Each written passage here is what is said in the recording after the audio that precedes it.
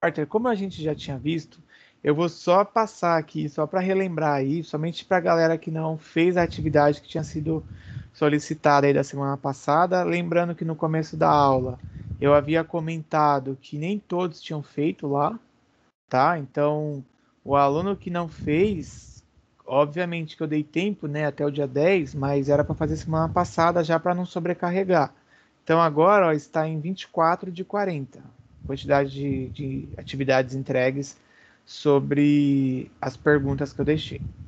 Bom, cinco forças de Porter.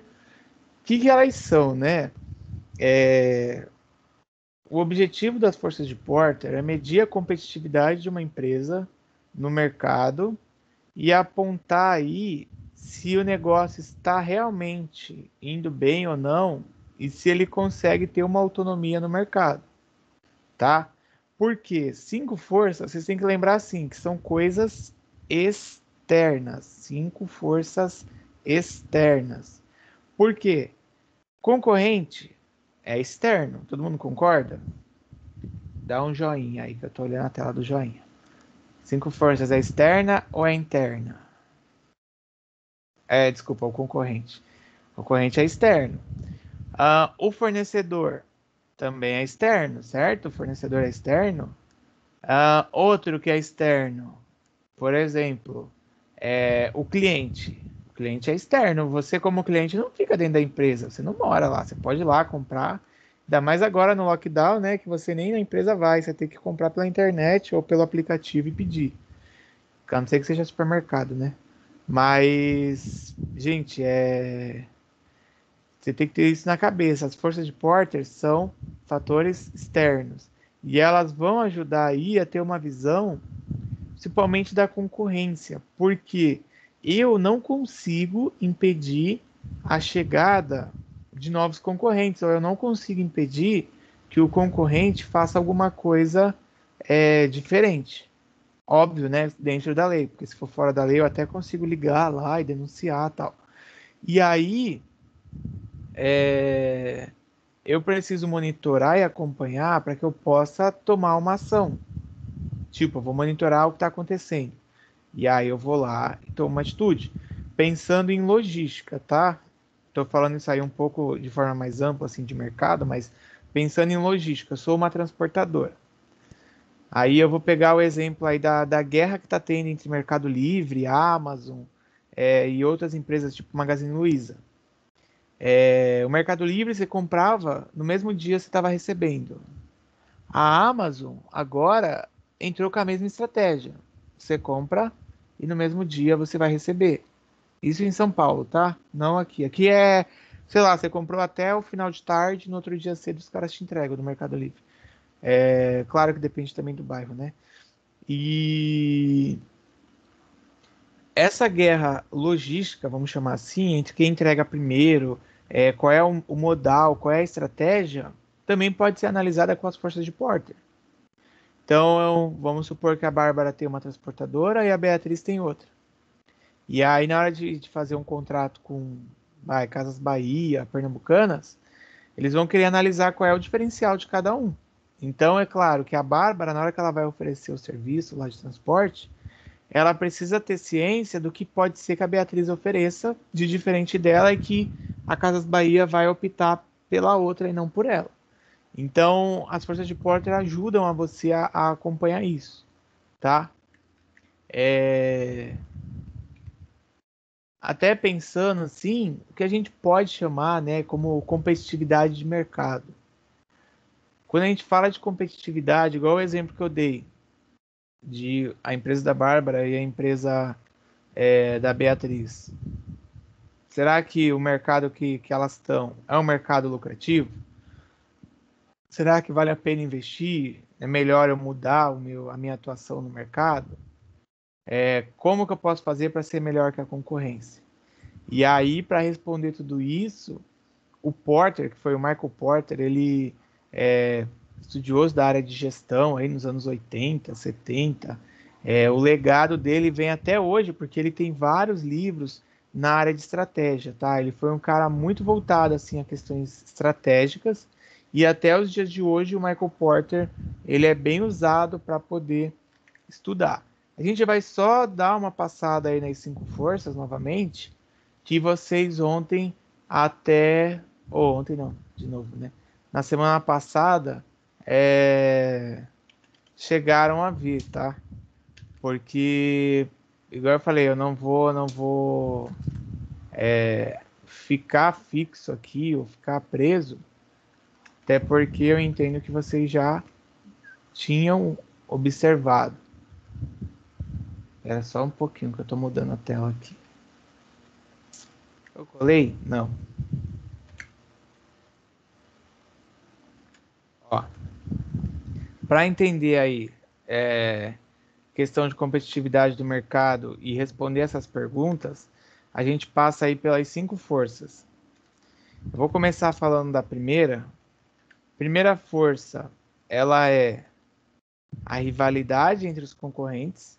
Então, quando a gente fala de rivalidade entre os concorrentes, eu estou falando de concorrente direto, tá?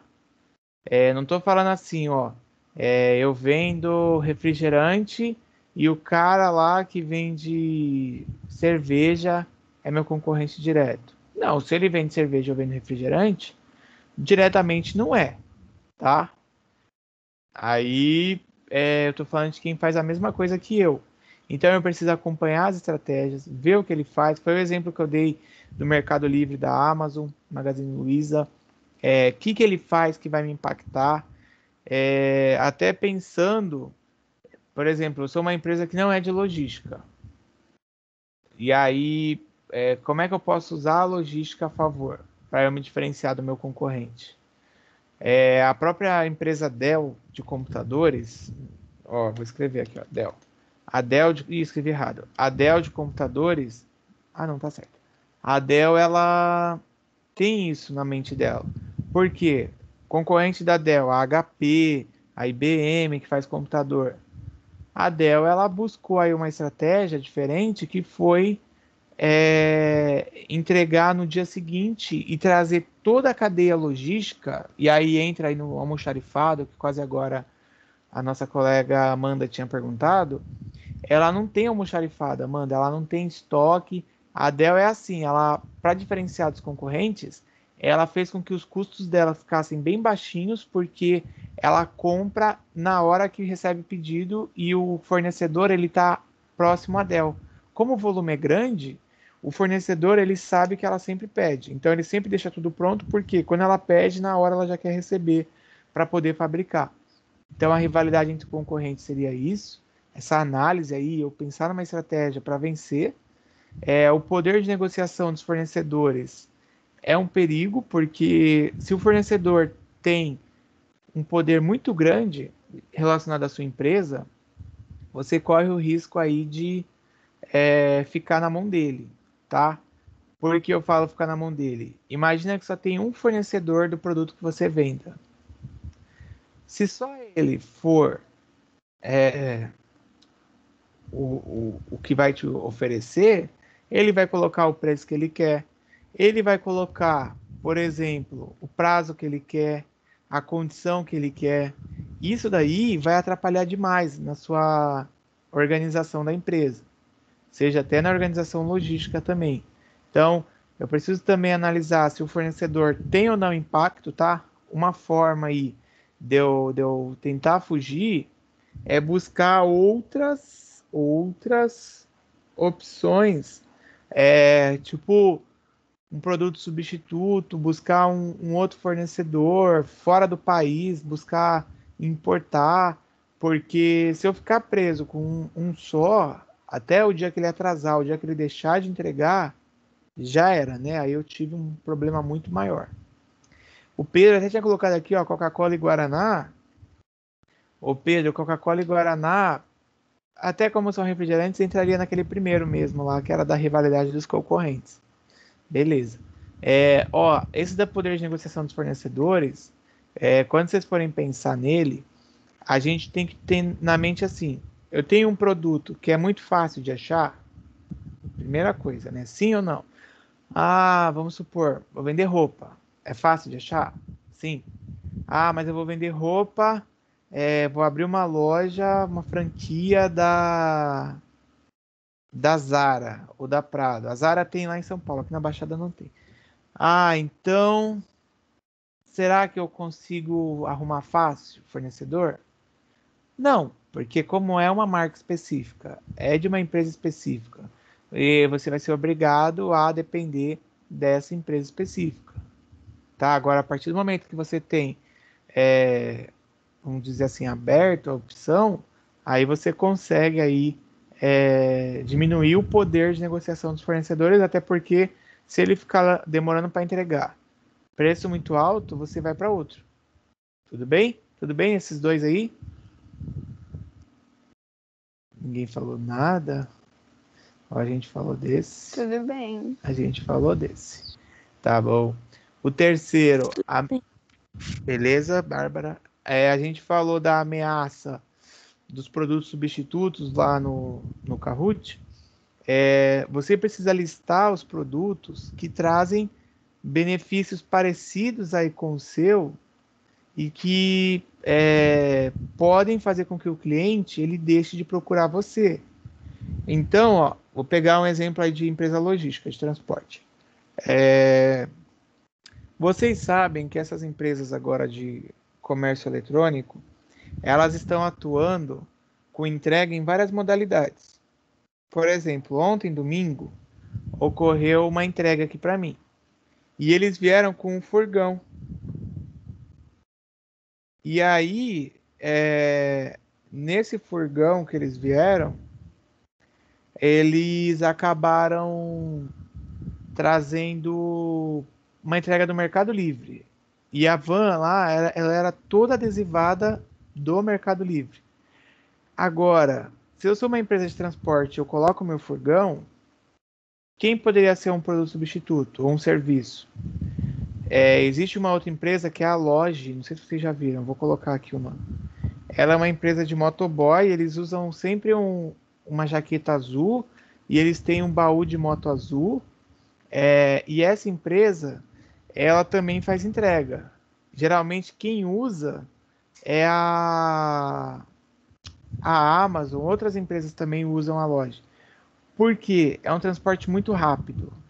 Tipo, você compra aí de algum site, ou às vezes é para entregar um documento, alguma coisa assim, eles conseguem trabalhar com entrega super rápida.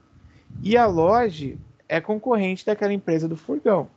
Então, apesar de não ser, né, a mesma coisa, tipo, um é furgão, outro é moto, mas ele pode ser considerado aqui, ó, como um produto substituto, um serviço, na verdade, né? Porque ou eu pago pro cara colocar dentro do furgão dele a minha encomenda, ou eu vou lá e pago pro cara da moto colocar dentro do baú dele a minha encomenda. Vocês devem ter visto aí no chat aí, né? Até a gente pensar em produto, não sei se os pais comentaram ou se vocês viram na TV, mas o arroz tá um absurdo do preço. Muita gente trocou o arroz. Então, assim, o que eu posso substituir pelo arroz? O arroz é um carboidrato. Aquela nutricionista chata, né, que fica lá pegando no pé. Então coloca batata no lugar do arroz. Para o substituto. Então você vai comer macarrão ao invés de arroz. Produto substituto. Tudo bem? Então eu preciso pensar quem são aí os concorrentes que podem trazer benefícios parecidos ao que eu tenho e que podem aí agregar para o meu cliente o que eu agregaria. E óbvio, né, a questão de preço, a questão de tempo.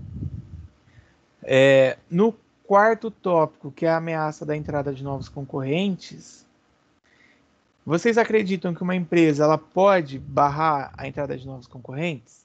Sim ou não? Pelo que eu pesquisei, tipo, tem como ela meio que amedrontar novos possíveis concorrentes. Tipo, se ela tiver destaque, dá para ela dar uma amedrontada nas pessoas que querem entrar. A Beatriz que falou aí. Alguém tinha falado sim, né? Que eu tinha ouvido. Quando a Beatriz começou a falar, eu ouvi um sim, assim, de fundo. Fui eu. Foi? Você é quem? Não tá aparecendo seu nome. Gustavo, professor. Gustavo. Então, na verdade, o Gustavo vai mais pela linha aí do que a Beatriz falou, gente. não tem como eu barrar, né, novos concorrentes. Eu consigo amedrontar, tipo, eu sou o grande do setor, e aí o cara vai entrar assim, mas ele sabe que eu tô ali no mercado já faz tempo, que eu tenho um poder maior, poder com o fornecedor, poder... tem empresa que às vezes ela compra o direito de só ela vender determinado produto numa região. Então, de repente, eu posso entrar com isso só para poder tentar barrar, mas eu não consigo proibir. A não ser, né? Eu falei disso até com uma outra turma aí no outro tempo, se for ilegalmente. Rio de Janeiro, milícia, lá você só pode vender gás se você tem autorização da milícia. Se você vai abrir um negocinho de gás, você não pode. Então, tipo, tirando coisa ilegal, né? Aí é mais complicado. Aí vai mais pela linha aí do que a Beatriz falou, de você amedrontar. Senão, fica complicado mesmo. Por isso, né, que a gente tem aí o que fala de livre mercado, a pessoa poder abrir a empresa. É claro que ela tem que estar regularizada também, porque antigamente tinham alguns camelôs, algumas pessoas que vendiam coisas clandestinas. Só que, como os comerciantes que têm loja, tipo na Costa e Silva, ou na Ocean, na Vicente Carvalho, eles acabavam denunciando, a prefeitura sempre fazia força-tarefa. E aí barrou, mas claro, porque era um negócio irregular. São Vicente, não sei se tem alguém aqui que mora em São Vicente, mas a prefeitura tinha barrado. Aí depois de um tempo, a prefeitura tinha permitido que o pessoal fizesse venda na rua.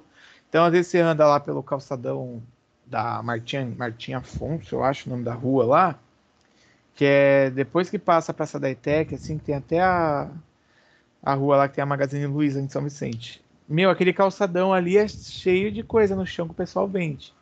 Por quê? A prefeitura autorizou. Então, por mais que as lojas paguem impostos, tenham várias coisas, a prefeitura permitiu que aquelas pessoas trabalhassem ali. Aí, nesse caso, não tem como, né, você impedir aí a ameaça de novos concorrentes. E o último é o poder de negociação dos clientes. Será que o cliente exerce poder em relação ao seu produto ou ao seu serviço? Qual é o poder dos clientes? E a gente pode pensar, como exemplo, se eu sou uma grande empresa, uma grande indústria, a Nestlé. Imagina se a Nestlé contrata uma empresa pequena para fazer transporte. Aquela empresa pequena, ela não tinha um grande rendimento. Só que, a partir do momento que ela fechou o contrato com a Nestlé, ela precisou contratar mais gente, ela precisou se estruturar, e aí ela começa a ter a Nestlé como cliente e passa a ficar até, entre aspas, dependente, porque se a Nestlé parar de contratar, ela praticamente zera. Se a Nestlé falar, olha, agora a gente vai reajustar o contrato, a gente vai precisar baixar o preço aí, porque tem um outro concorrente aí que está tentando oferecer melhor, tal. Ou seja, o poder de negociação dos clientes é baseado nisso, no poder que o cliente tem sobre a sua empresa. É claro que se eu sou uma empresa que só eu vendo aquele produto, o cliente não vai ter nenhum poder. Agora, se tem igual loja de roupa de R$20, que tem uma moda aí dessas lojas, em galeria e tal. Aqui em Praia Grande eu acho que tem até menos do que São Paulo e São Vicente e Santos. Mas o cliente chega, ele viu. Ele pode tentar negociar, ele vai no outro e tenta negociar, vai no terceiro e tenta negociar. Ou seja, para não perder venda, o cara tenta fazer aí um negócio com o cliente de alguma forma. Tá? Então aqui é mostrando o poder de negociação. Às vezes o cliente compra mais, aí ele quer desconto, ele quer fazer algum tipo aí de negociação. Tudo certo? Então essas são as 5 forças de Porter que estava aí para vocês poderem fazer a pesquisa até na última semana. Tem até uma sequência falando do poder aí que o cliente tem, mas entra até um pouco do que eu falei. A proporção, que é a quantidade comprada, tá? Proporção de compradores também que a empresa teria, o poder que o cliente tem de ditar sobre o negócio. Igual eu falei, se a Nestlé contrata uma pequena empresa, a Nestlé vai ter poder aí sobre essa pequena empresa, porque a Nestlé é gigante, o ticket médio passa pelo gasto que os clientes têm. Então, tem empresa que dá o tratamento diferenciado, chegou lá numa loja, o Miguel, geralmente quando ele entra, ele compra 5 mil reais, R$ 1.000, e os clientes normalmente compram R$ 100, 50. Claro que o Miguel aí vai ter um poder, né, maior do ticket médio. E o social media é também, aquele cliente que às vezes reclama, qualquer coisa que ele não é bem atendido, ele bota na internet. E aí ele começa a impactar até na credibilidade da marca da empresa. Então, tudo isso está ligado ao poder do cliente, ok? Porque se eu não me atento e eu deixo e trato todo mundo igual, eu preciso ficar de olho no que está acontecendo em volta. Por isso que é tudo força externa, essas 5 forças de Porter. E esse desenho aqui eu tinha colocado para vocês, mas é um resumão aí do que eu falei. Alguém quer perguntar sobre esse? A gente vai entrar num outro fator, numa outra análise aí das forças de Porter. Não? Não. Neane dormiu. Eu vou tirar essa tela aí, eu vou colocar uma outra.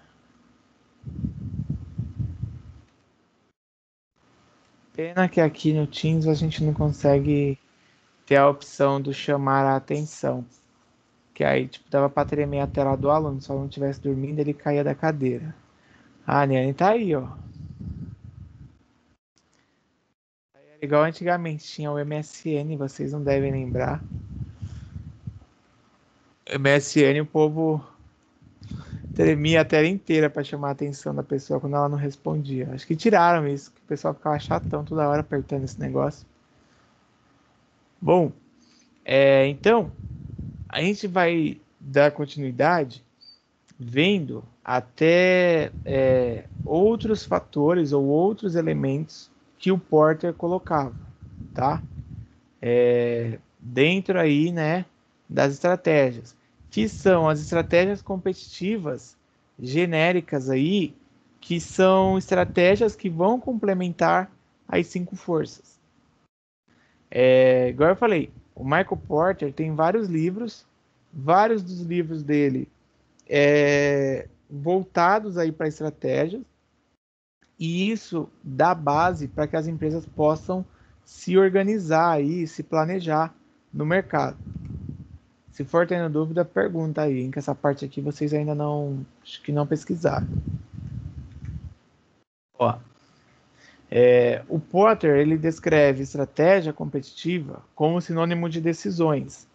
Então, assim, eu tenho uma estratégia bem definida, quer dizer que eu sei quais decisões que eu vou ter. Quais serão as decisões, quais serão os passos que eu vou tomar. Imagina uma empresa sem nenhuma estratégia. Ela vai esperar dar um problema, esperar uma situação acontecer, para ela poder dar um passo. Então, quando eu tenho estratégia bem definida, eu consigo ter ações ofensivas no mercado, ou seja, eu vou ofertar mais produtos, eu vou fazer uma campanha para poder atrair mais clientes, ou eu vou ter estratégias defensivas. Quando, por exemplo, está chegando um novo cliente. Lembra que a gente viu quase agora? Um novo concorrente, desculpa. De barrar a entrada de novos concorrentes? Tá, eu não consigo barrar, mas eu posso ter ações aí defensivas que vão me ajudar a me manter. Isso daí é uma forma da empresa se posicionar estrategicamente no mercado, tá? Claro que vai depender do setor de atuação, vai depender de uma série de fatores, que eu vou falar até uma coisa. Se eu estou num setor que existe o chamado oligopólio, já viram isso em alguma aula, oligopólio ou não? Não. Oligopólio, ó, é que são poucos concorrentes ou empresas, tá? Então eu vou dar um exemplo de oligopólio. Empresa de energia elétrica. Você não pode chegar lá, tipo, vou me mudar. Ou então, onde você mora já hoje? Eu quero que a Enel ofereça energia elétrica. Não, eu quero que a CPFL ou que a Elétrica. Tem alguém aí que é elétrico, não tem? Que Praia Grande, eu acho que do Forte, ali, né, do Tude do Forte, até, não sei se é até o Samambaia, até o Caiçara, é uma empresa e depois até mais para lá é outra empresa que fornece. O oligopólio quer dizer que eu tenho poucos concorrentes ou poucas empresas. Então, se eu vou pensar numa ação aí, estratégia defensiva, num setor desse, eu não preciso me preocupar muito, porque o cliente não tem muito para onde correr. Diferente de eu ter um mercado, tá? Que eu vou escrever aqui o nome, que é concorrência perfeita. Ó. Concorrência perfeita é quando eu tenho muitos fornecedores do mesmo produto ou serviço. Peraí. Aí, quando eu tenho muitos fornecedores do mesmo produto ou serviço, aí entra aquele poder do cliente, porque todo mundo faz igual a mesma coisa. Então, o que vai diferenciar para o concorrente, para o cliente escolher? Qualidade e preço. Eu vendo lá roupa, o outro também vende roupa. Qual é o preço? Qual é a qualidade? Eu transporto sua mercadoria, o outro também transporta, mas qual é o prazo que eu vou transportar e qual é o preço? Qual é o prazo do outro e o preço? Então, a concorrência perfeita é quando nós temos muitos. Hoje em dia, né, falar em concorrência perfeita seria o mais ideal aí, até para poder abrir mercado para preço, tá?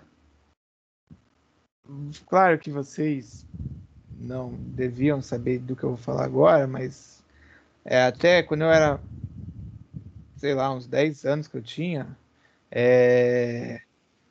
eu lembro que a gente no Brasil tinha a Embratel. E a Embratel, ela era a empresa que cuidava de telefonia no país. Aí aqui em São Paulo a gente tinha a Telesp.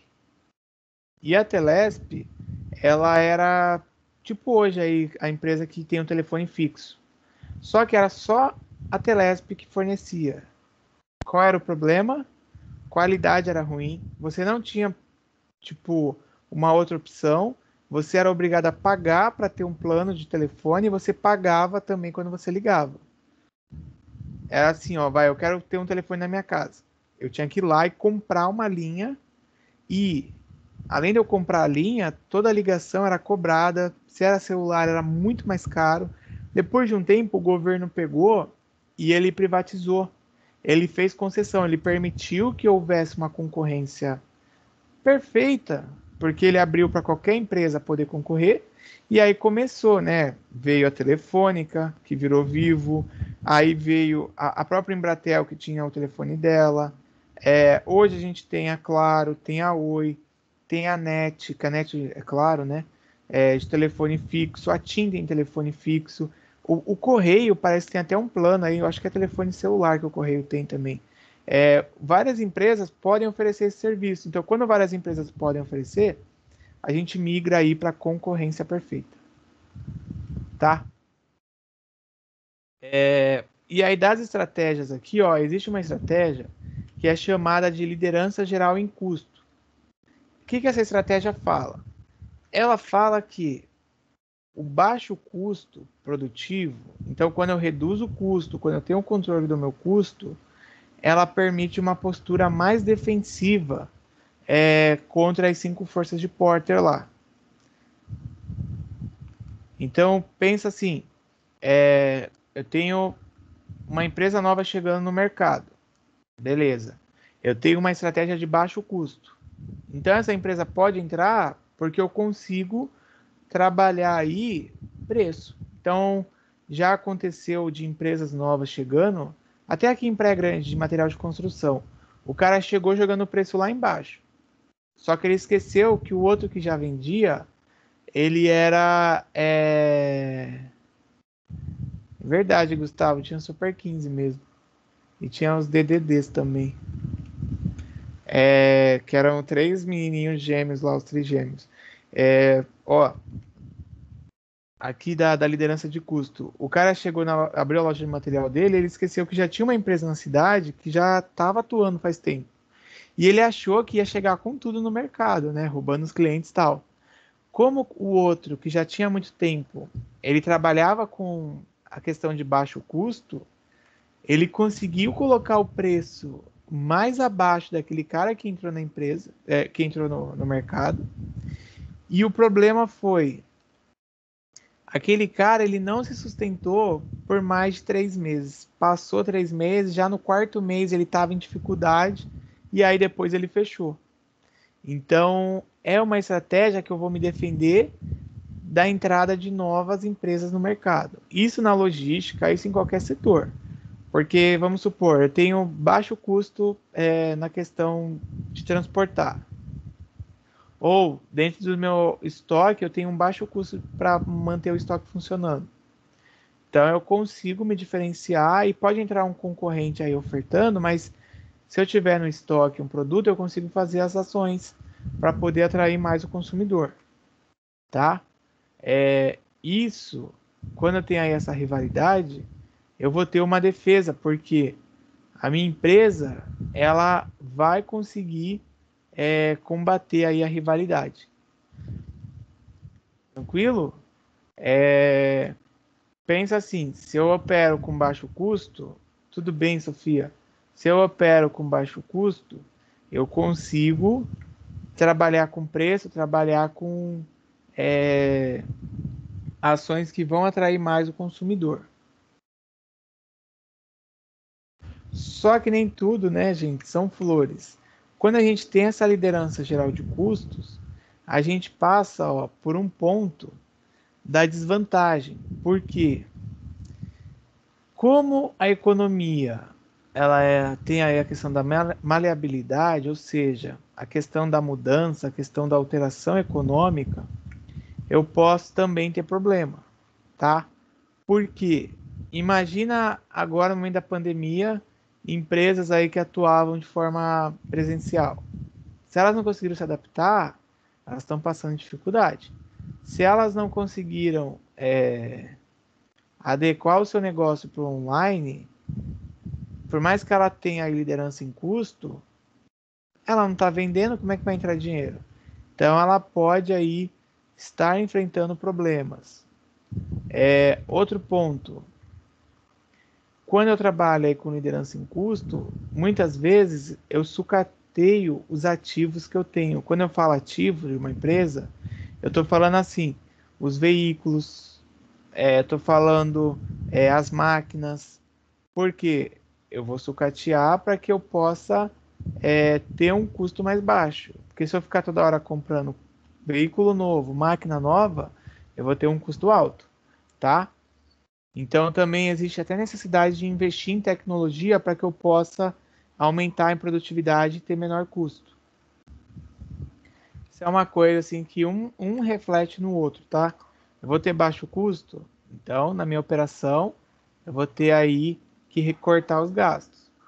Tem empresa que investe em tecnologia para poder cortar funcionário, tem empresa que investe em tecnologia para aumentar a produtividade. São vários os fatores aí que acabam interferindo um no outro.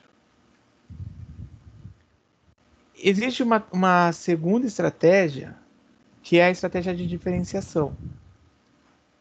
Lembrando, a gente viu a primeira, que é a liderança de custo. A segunda, que a gente está falando de ações ofensivas e defensivas, hein?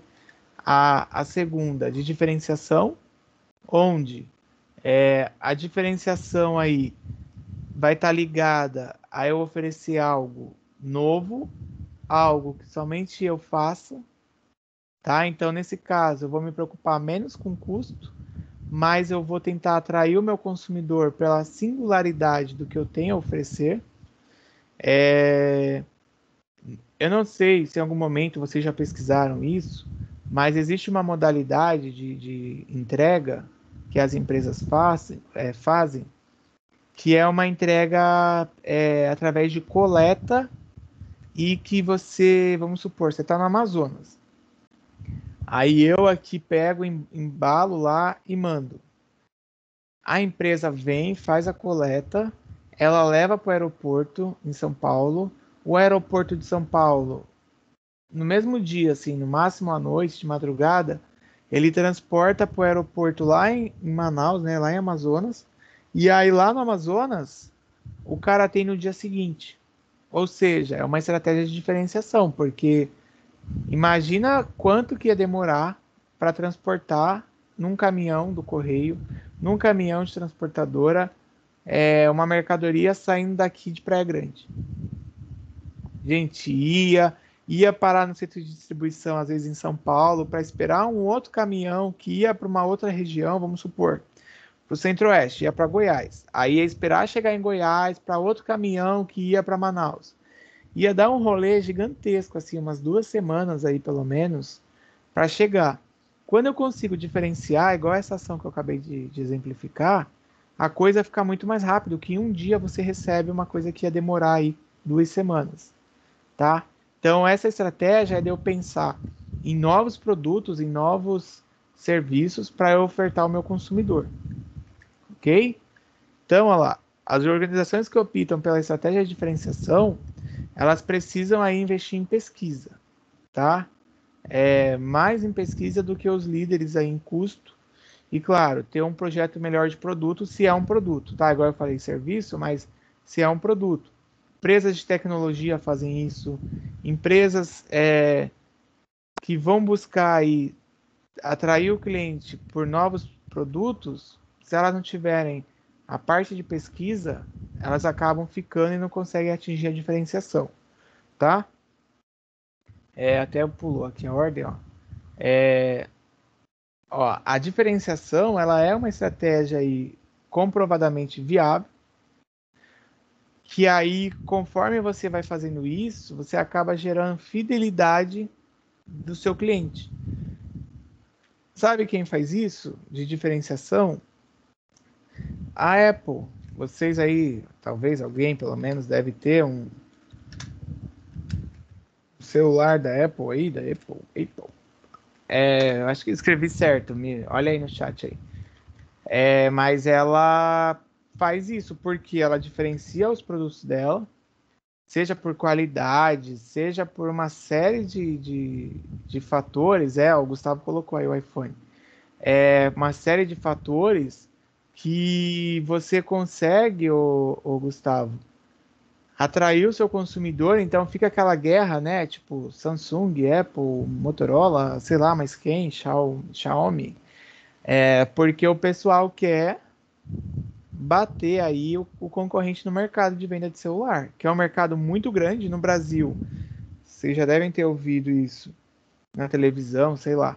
A gente tem mais celulares do que o número de habitantes. Uma coisa até lógica, né? Porque se as empresas têm, então, tipo, você tem 220 milhões de habitantes, eu tenho aí, sei lá, 400 milhões de celulares, 300 milhões de celulares, porque as empresas usam, o próprio governo usa. Tipo, o prefeito tem um celular lá do gabinete, tem um celular dele. Então já são 2, ele é uma pessoa só, mas tem 2. O motoboy tem um celular da empresa que ele está trabalhando, e tem o dele. Então é por isso.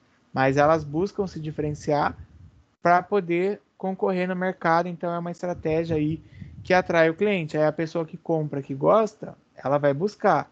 É claro que o preço, né, olha lá, o Pedro colocou aí uma coisa interessante. É claro que o preço, ele é alto, mas assim, quando a gente pensa em diferenciar, o produto dele como um todo, ele tem o diferencial da qualidade. Então as pessoas que já têm e que podem pagar, obviamente que elas vão optar por ele, que gostam, porque aí tem opções igual a Xiaomi, tem a Motorola. Muito vai do cliente ter também a sua condição financeira, né? O meu mesmo, eu tinha ganho da empresa o celular, é um LG K8 da empresa, eu não paguei. Então, tipo, Tipo, às vezes vai do que você tiver disponível. Às vezes o pai e a mãe trocaram de celular e deram para você aquele outro para você poder acessar a aula. Mas a estratégia de diferenciação é você fazer uma inovação, você trazer sempre algo que vá acompanhando a necessidade do seu cliente, tá? E claro, ó lá, até isso daí que o Pedro falou. Ó, deve haver atenção quanto à questão do preço, a precificação. Porque se você cobra um preço muito distante aí, você pode ter problema também. A pessoa pode não comprar o seu produto, tá? Porque eu mesmo não compraria o iPhone. Até hoje eu nunca comprei, eu acho que eu não compraria por questão de preço, porque eu não vejo nele uma necessidade real, que o que outro celular faz, outro aparelho faz, iPhone faz, então, tipo, para que o iPhone, né? Mas tem gente que, pelo amor de Deus, se ela não tiver o iPhone, a gente já teve em outras épocas na escola, todo o modelo novo que saía, a aluna aparecia, porque ela falava que o celular era bom para ela fazer foto, fazer coisa na rede social e tal. Tudo bem, era uma coisa dela, e os pais talvez podiam comprar, sei lá. Mas pensar assim, em você diferenciar, às vezes você cria um público, né, que é um nicho, que daqui a pouco eu vou até falar disso, que é um segmento, e aí esse nicho de mercado, a pessoa está disposta a pagar. Então, você já ganhou um cliente aí para poder ofertar seu produto. Outra coisa que é a terceira e última, para a gente poder até chegar aí na finalização, é a questão do enfoque. O enfoque, olha lá, que eu falei do nicho, é quando a empresa ela direciona aí as suas ações para um nicho mais específico de atuação. Quando a gente fala de nicho, tá? A gente está destinando a um público específico de cliente. Tipo, eu vou focar num público e vou oferecer meu produto para aquele público especificamente. Tá? Consegue entender isso que eu falo de nicho? Vou até... Ó, o Gustavo até colocou, quem tem uma renda financeira melhor prefere mais caro do que com custo-benefício. Se atende seus critérios, eles compram, preferem o preço alto do que uma qualidade melhor muitas vezes. Segue a multidão que a empresa ela não se preocupa, né, com outros fatores, questão de custo-benefício. É uma verdade, Gustavo, que entra até aqui, ó, no enfoque, porque quando eu tenho um nicho muito apurado, assim, muito sofisticado. Ih, gente, o pessoal tá batendo aqui. Quando eu tenho um nicho muito sofisticado, acaba o preço ficando alto. E aí é ruim, porque outras pessoas, elas nunca vão fazer parte daquele nicho, por questão de valor sofisticado, tá? A gente falar de nicho de atuação, às vezes tem marca que ela nem faz propaganda, ela nem faz divulgação por conta disso. Então, empresas aí que optam por usar essa estratégia do enfoque, elas encontram um nicho e só vão atuar ali. Quer ver um exemplo? Ó? Já viram essa marca aí? Ou não? Não. Não? Ninguém? Já. Quem falou Essa já? daí acho que foi uma das. Ela foi a que teve um caso de código do consumidor bem famoso aí, não foi? O cara sofreu um acidente, ele teve que pagar a indenização. Ah, não sabia disso não, Gustavo. Mas ela é uma empresa que é a Harley Davidson de moto. Por que eu perguntei? Porque você olha na TV, você vai ver propaganda da Honda, com as motos da Honda, com a CG, com a Bros, com a Twister. Você vai ver propaganda da Yamaha, com a Phaser, com a, sei lá, YBR. Só que você na Globo, no SBT, na Record, você não vai ver propaganda da Harley. Porque eles trabalham com a estratégia do enfoque. O que é o enfoque? Eles têm um nicho específico. A moto mais barata que tem dessa marca, gente, é o preço de um carro. É 32.900 aí, mais ou menos, tá? É a moto mais em conta, que seria o preço de um carro. Você vai ali na Renault, perto da escola ali, tem a Renault, tem a Nissan, você consegue comprar um carro novo. Porque a estratégia deles é divulgar em revistas mais sofisticadas, tipo revista voltadas para empresários, revista voltada aí para pessoas com mais dinheiro, ou canais de TV fechado, tipo aqueles canais de business, né, canais de negócio, os caras focam e vendem lá. Ou seja, eles trabalham melhor o preço, porque eles conseguem aí traduzir, né, a necessidade do cliente, então eles estilizam o produto. Isso assim, a moto de entrada que eu coloquei esse valor, porque existe moto dessa mesma marca aí que passa de 130 mil reais. Uma moto. Você compraria aí quase uma frota de carro já para criar um Agostinho Carrara Táxi, né? Dá para comprar aí, sei lá, 4 carros com o preço dessa moto aí. Que é uma maior, que sai som dela, ela tem uma coisa na frente, parece aquelas motos de policial americano. E esse enfoque que a empresa faz é uma estratégia que eles têm mercado e eles sobrevivem há muito tempo com isso, tá? Então é um problema e às vezes que muita empresa não consegue delimitar o enfoque. Ah, ó, até alguém colou aqui o negócio da Harley, né? Ah, então, Professor, Oi. então um nicho é como se fosse o público-alvo daquela empresa? Lavínia, é como se fosse um público-alvo, mas, tipo, é o público voltado para uma coisa bem específica. Tá bom. Acho que entendi. Não é assim qualquer público, o público-alvo é bem delimitado. Até uma coisa para a gente pensar na área da logística, existem nichos, por exemplo, transporte aéreo. Tem empresa que foca transporte de empresários, e aí é um nicho de mercado. O cara não vai viajar num avião com um monte de gente, com gente levando galinha, cachorro. Não, mentira, não pode levar isso, tem que levar separado. Mas assim, o cara não vai viajar num avião com um monte de gente.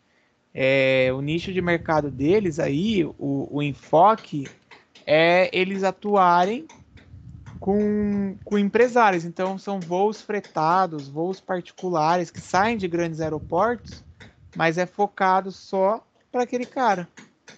Também é uma forma aí de enfoque. É claro que você também não vai ver propaganda na televisão, você não vai ver propaganda, sei lá, no Jornal da Tribuna, no Jornal de Praia Grande, aí no Gazeta de Praia Grande. Você vai ver propaganda em coisa mais sofisticada, aqueles canais mais sofisticados de TV e tal, porque é o foco. Tudo bem? Tudo. Última parte, mas eu acho que eu vou deixar para a gente voltar aqui a partir dela na semana que vem, que outra coisa que o Michael Porter falava, ó, vamos até aproveitar e pegar o que a gente falou hoje. A gente falou de liderança ligada aos custos, então é trabalhar com custo baixo, que é uma defesa aí quando entra rivais. Deu pensar na diferenciação, que é eu diferenciar o meu produto, diferenciar aí a minha empresa do que o mercado oferece. Então é uma estratégia até viável, porque eu uso estratégia de preço, eu diferencio, e também o enfoque que seria voltado aí ao nicho de mercado, que foi o que a gente acabou de falar. Quando eu foco num público específico, aí eu consigo ter um retorno melhor, porque eu vou explorar aquele pessoal. A Johnson & Johnson, de enfoque não, Gustavo. Que ela tem, né? Apesar de ter produto que é caro, mas ela é bem ampla, assim, a atuação. É que muitas dessas empresas, se vocês olharem a embalagem de tudo que vocês comprarem, vocês vão ver que às vezes o preço está lá mais baixo, mas quem produz é uma empresa grande. Por quê? O que eles fazem? Eles lançam vários tipos de marca, mas na verdade são eles que produzem. Então aí você olha assim, produto A concorre com o Johnson's Baby. Aí na verdade quem faz o produto A é a Johnson também. Ó, e o último ponto aqui que a gente vai parar nele é a cadeia de valor. Porque a partir aí da cadeia de valor que a gente consegue ter subsídios ou ter informações para a escolha correta das estratégias que a empresa vai trabalhar. Então, quando eu falo estratégia correta, eu estou pensando aí aquilo que eu vou entregar. O que agrega para o meu cliente? Qual é o valor? Por exemplo, uma empresa de logística. A cadeia de valor dela é o tempo de entrega, se houve algum dano, né, que a gente chama de avaria no produto ou não. Teve dano? Ah, não, tudo chegou no conforme, 100%. Beleza, teve atraso? Não, não teve atraso.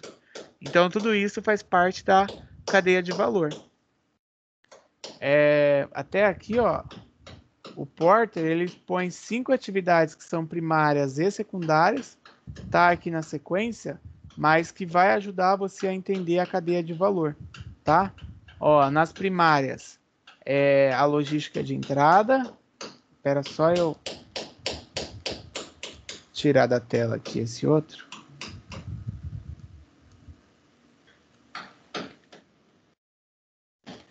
Então, a logística de entrada a gente tem. A gente tem também as operações da empresa. Logística externa, tipo para fazer chegar o produto. Marketing e venda, que vão ajudar. Vocês estão tendo aula de marketing, né, nesse ano. E aí vocês devem estar vendo aí, né? Sim. Então, marketing de venda, porque quando a gente fala em marketing e venda, tá ligado totalmente à logística. Porque se eles vão colocar uma promoção e eu não conseguir entregar, vai dar errado. Então eu preciso estar alinhado a minha logística com o marketing, com a minha produção, tá? E os serviços que dão suporte à entrega, dão suporte a eu poder atender o cliente. E aí, como atividade secundária, ó, ele coloca a aquisição, que seria a compra, desenvolvimento de tecnologia, que vai ajudar aí também a empresa a andar, gestão de RH e a infraestrutura que a minha empresa tem.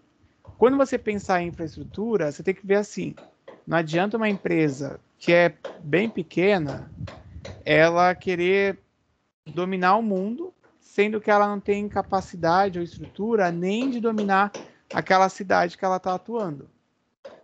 Então, ela precisa, primeiro, se estruturar para poder, sim, né, chegar mais longe. E aí era isso. Aqui tem os livros do Porter aí, para depois quem quiser dar uma olhada. Na internet deve ter esses livros também como e-book para vocês darem uma pesquisada, tá? Alguém quer perguntar alguma coisa?